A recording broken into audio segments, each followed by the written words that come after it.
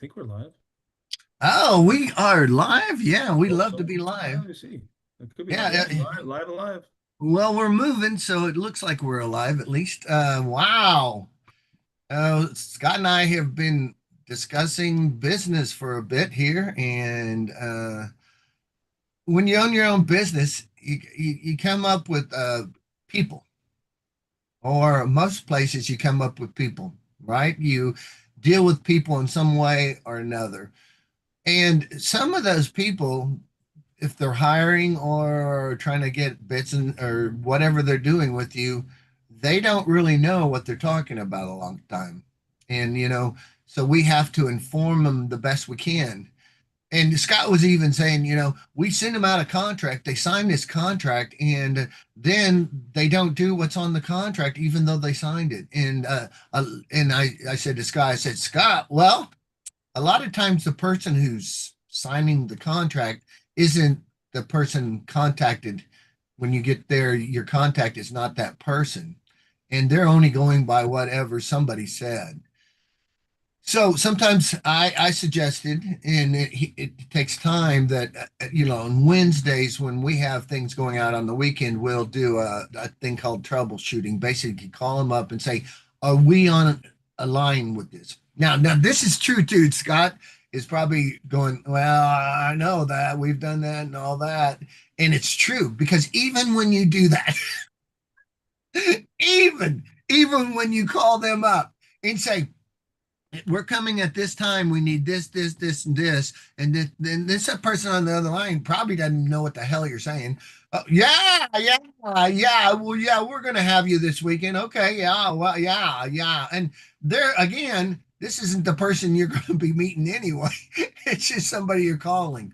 And you get there and it's a whole different thing, you know well, here's our contract. This is what it says. Let's do this. And he says, well, we didn't get this on there, but it's in the contract. It doesn't matter. I don't, they didn't tell me to do this. So we have to deal with this a lot in the entertainment business and probably other businesses that you're in.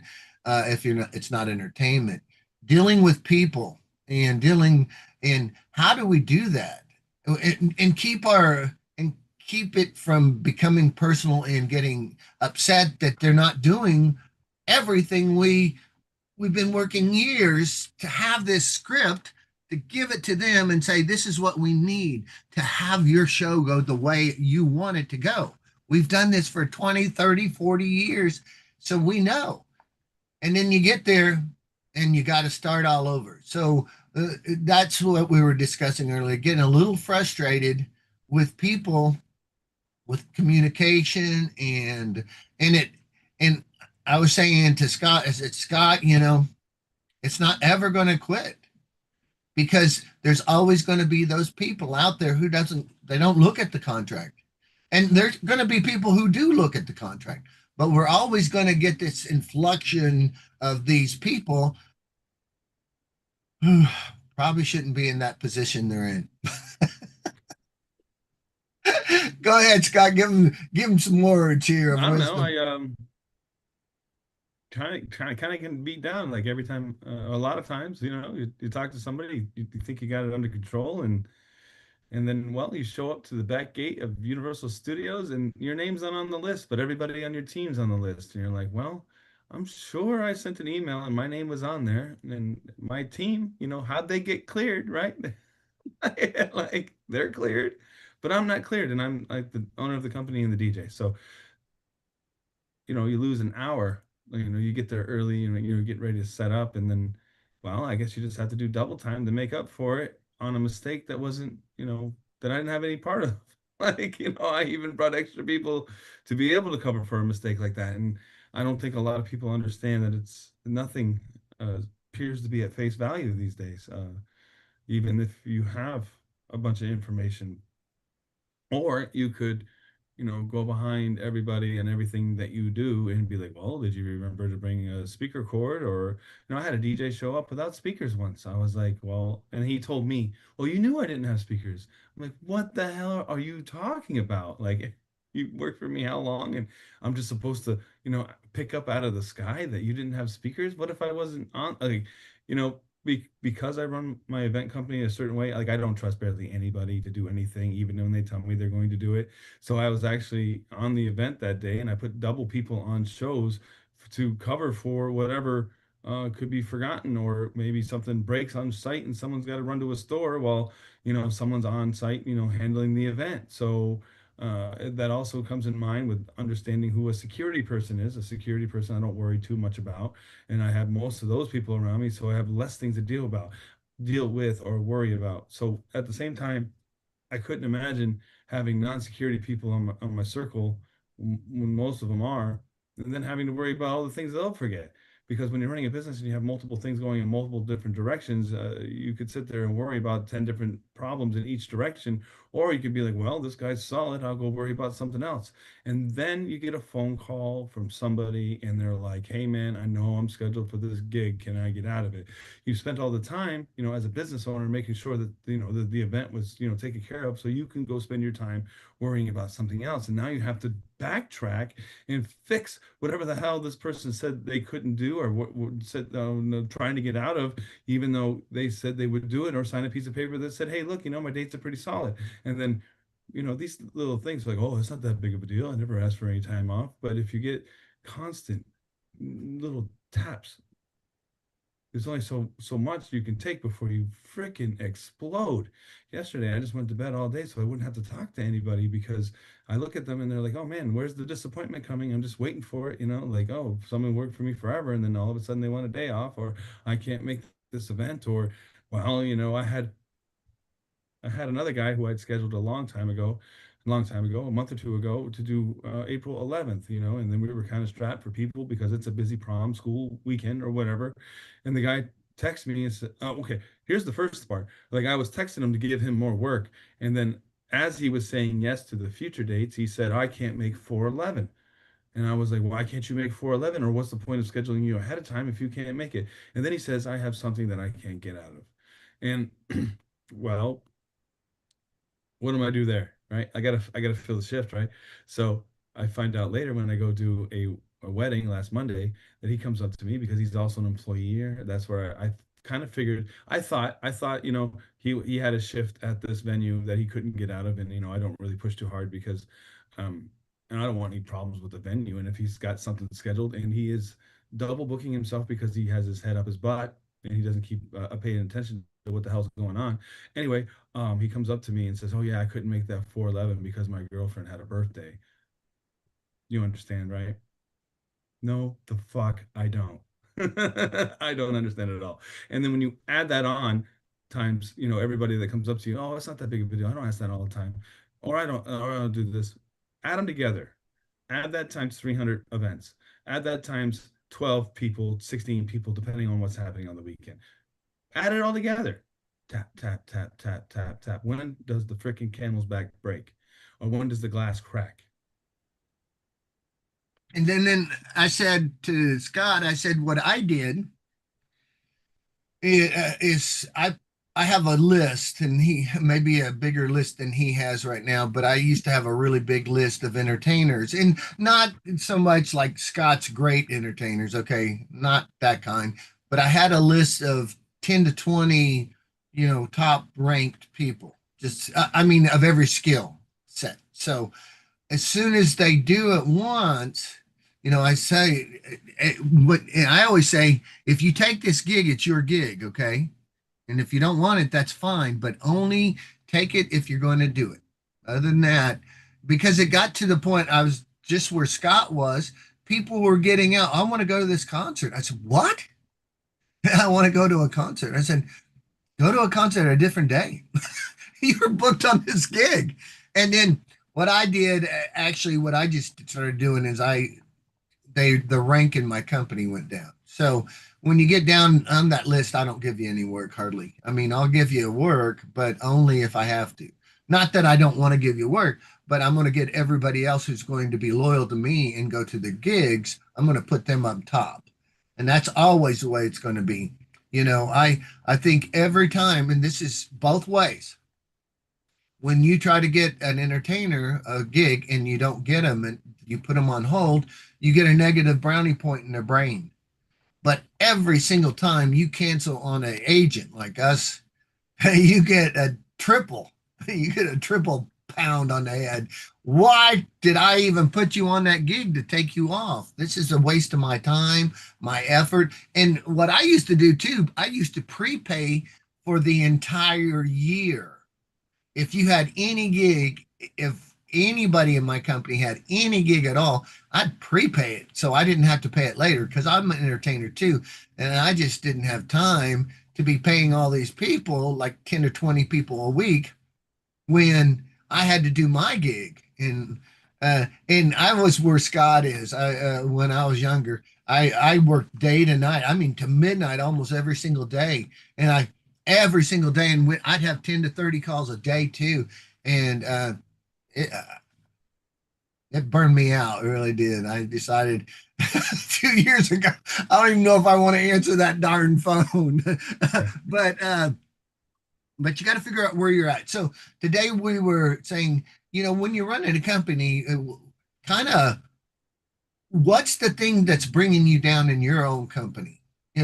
Scott right now is probably, he doesn't want to answer the phone because it goes in a circle, and he tells the people, they do the contract, they sign the contract. And when he gets to the event, nobody even knows what the contract says. So it's like it's not communicating, and it gets frustrating. And then when you have a bunch of people working with you, this is we won't call anybody stupid, okay? We'll just call them uneducated on certain things. So we're not trying to put anybody Uneducated, unaware, not asking the right qualifying questions, not knowing like, oh, let me go back and see if I've got this. I was playing a mix at I make these mixes so that we have something playing while we're in the background, and the new DJ was like, oh, this is pretty cool. I've been looking for something like this. Have you tried looking in your inbox? You already have it. I gave you a copy 2 weeks ago. That's all I got. okay.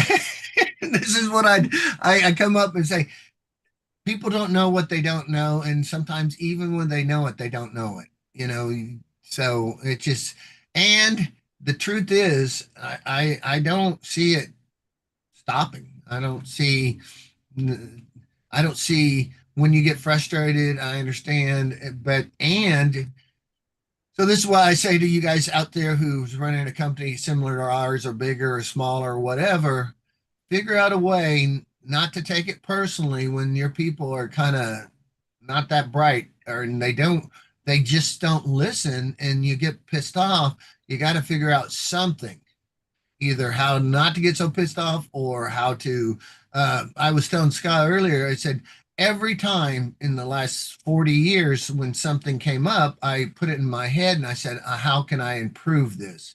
I mean, like 35 years or 40 years ago, I did an event, and it was like 3-day event with three different people. We're talking about 24 hours a piece, and we could book either gig.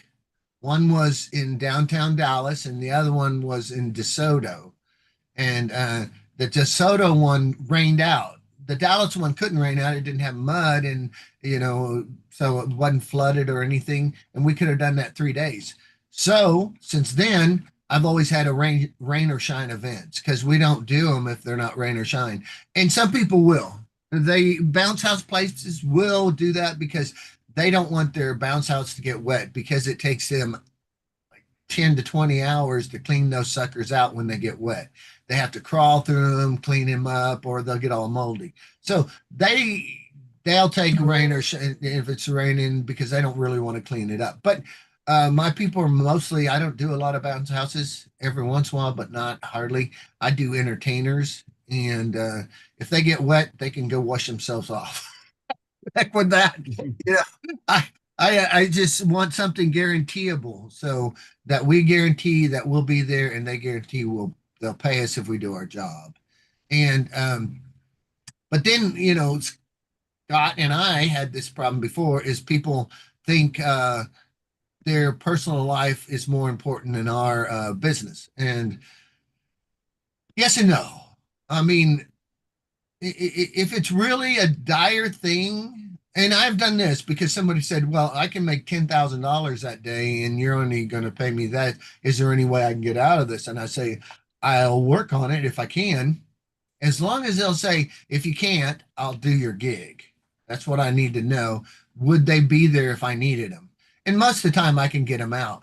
But like I said earlier, if you get out a lot, then I just put you on a list that I only hire you when, if you keep on trying to get out of gigs, then there's no reason to put you on, especially when in the past years ago, I prepaid for the year. So not only did I have to get you out of the gig, put another, I had to get that check back or something and do it. And a lot of times what I do is say, okay, I'll put that check to the next gig.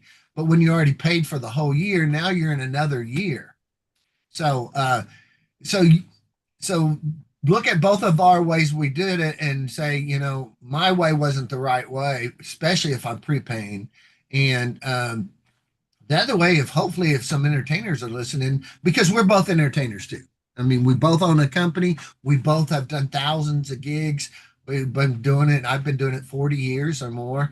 And, so even wherever we're at, we know something because we're still in business after all these years. So what I suggest to people like me or him is figure out if you can handle the people who aren't that smart, which you're still going to get every single day, almost there's going to be they're going to be out there. If you can't handle that, find somebody who can handle that because that's just a stressful situation when you tell them over and over again and you think it's going to be okay. That's insanity. It's not. It's not. So whatever you put on your company, like I said on Wednesdays, we troubleshoot, we'd call, and the point, and Scott's got the same great point. It's like even when we did that and we called them, they still messed up. I know, but at least we did our part, and now we can tell them, look, we called you on Wednesday. It's not our fault, so nothing here is our fault. So you're going to pay. It doesn't matter if your gig goes exactly the way it's supposed to. It's because of you. And my guys, what I call, what Scott's probably got a few of these too. I call them no brainers, which to me is saying I don't have to worry about them. As soon as I give them the information where they're going, they know how to handle it. I Scott every once in a while has some of the team members where he has to hold their hand, which I don't want. I don't want anyone or I have to hold their hand. I don't. So I put them at the bottom of the list as soon as I can because I don't want to be holding. And yet, some of the best on earth people are still going to make those mistakes. They're just, or those learning experiences. I mean, literally, the people who are the best of the best in Dallas I've hired, and they're still doing those things. So we could talk about a magician, but we won't. But what's your thought, Scott? We're kind of digging in today, oh, terrible, but our lives are pretty good. Okay, so yeah, we have to put up with some poo here, with people not doing what they're doing, not smart enough, or not listening, or whatever. But it's a part of the business. So just understand, everything in Scott and our business isn't always happy, happy, happy. Yet we're happy to have the business and be able to support our families, our houses, our stuff, because, the alternative is you can have a terrible life and no money. So, Yeah. and How do you make it easier? it might be easier, but it's probably not easier. Not having any money is a hard place too. So, I think sometimes and again, if you're in this situation and you don't want to do whatever you're doing and you hate your life because of that, work on getting a different life. Go do something else. If you hate it that much, find something else to do. I mean, there's other things to do, and today is your first day of the rest of your life. What are you going to do with it? It's kind of every day you get up is how you're going to deal with the day. That first 5 minutes when you get up, because you're still in hypnosis, you're still in the delta, basically you're suggestible. So if you suggest you're going to have a good day, more than likely you're going to have a good day. But if you say you're going to have a bad day, same way. So get up and say, what am I going to do better today to make my life a better place? And uh, and then again, if you have a lot of people who are disappointing you too, you might get somebody like an assistant to take on that, you know. And Scott's getting that AI, that could assist almost on anything, couldn't it? Yeah, it does a lot. But if people on the other end don't read what was sent to them, probably. It's just like the guy that was like, "Oh yeah, I was looking. I want to mix like this." Well, if you don't look at the, don't look at the emails I sent you. I mean, it doesn't do much good. Then does it? Like, I don't, you can send a little video. Hey, watch the video. Like I don't know. You know, I sent a loom out to the team and I accidentally copied the wrong link and there was a little video attached. And I was like, "Hey, look, this is everything that's in the folder and all that." Nobody responded to tell me I got the wrong link till I got on the show site. So it's like, okay, no one told me told me. So I figured it was good. what I do, Scott, and on every single thing where I send it to an entertainer, which is hardly anything except information to the events, I say, tell me you got this. So if they don't respond, then I know. But if they tell me they got it under control, then they should have read it. And then that puts the thing on them. And then they know to read the damn emails. Excuse me, darn Yeah. emails. So there you go. But yeah, so accountability sometimes. Say, look, I expect you to read these emails when I send them. And that's why some of this stuff's happening and you guys aren't you're reading your emails. And you would have had that music you wanted the other day and you don't even know you have it. I Yeah. mean, that would be a perfect example right there. It's But like, but that happens constantly. So it's just it feels defeated. Like, yeah, I can give you the world, but if you don't look that way, like, what can you do? yeah, and it's And it's not like you're gonna stop because I have so many different projects and so many different directions. Like, hey, look, send it off. I'm on to something else. Like, yeah. So I would say what we're saying too is keep up your tolerance, understand, if it's not what you want, work on something, get somebody else to do some of this because you can get somebody on probably cheaper than your regular people to just follow up on a Wednesday. And it doesn't secure, listen, it doesn't secure that they're going to do it, but it definitely secures that you gave the effort. And if the client comes back to you or the entertainers come back to you, you said, it's not my bad.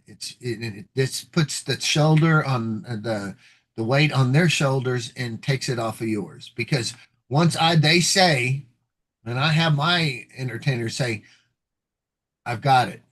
They have to know when they say they got it, they need to know everything about it. They need to know what they're bringing, if they're taking whatever tools, whatever they are, if they're a face painter or a ballooner or a magician. They need to know if they're a bunny, where they're going to go for the green room to change their god. There's things they need to know and contact names they need to know for the day of the event, or they won't know where to put the suit on or where to go or where who's the contact person who's going to tell you which station to set up in or where to set up. And Scott does some of these bigger things where each part of the room is already designated for each, the the the photo booth. They have a section where the photo booth, and then the DJ, and then the dance floor. And a lot of this seems that it would be so. This is where it's at, but it's not. When you get there, some of these places aren't marked. They just said, "We're wanting you over there." And you have to, when they say that, you have to get your plugs and everything and make them secure, because if someone trips over your plugs, you could be sued. And there's so much involved with these events that the common person doesn't even know how much work goes into this. They just don't know. So uh, events are, they can be tricky. And did you ever get all your stuff for your wall, your digital wall? No, not till May 12th. May And 12th. that's when it reaches Tampa. So I don't know when it gets to Orlando. And look at this, Scott's ordered something and it takes a while to get in. So looking towards the future, is there anything you need to buy? And I do this for my company too. Um, a really simple thing I did. I just booked a gig for 35 hours of a ballooner doing 35 hours worth of balloons. So I just ordered a big pile of balloons just to make sure they're on hand. We probably got enough to do the event, but if we don't, or if some of our older balloons are start popping, you need brand new ones. You just don't want to go into an event and look, with junk product. So, Well, speaking of which, I got some emails I got to answer now. So okay, man. Oh my hopefully God. they read them this time. Yeah. Hey guys, do us a favor. If we send you an email, just read it and say, I got it. Got it. I All got right. it. Thanks, guys.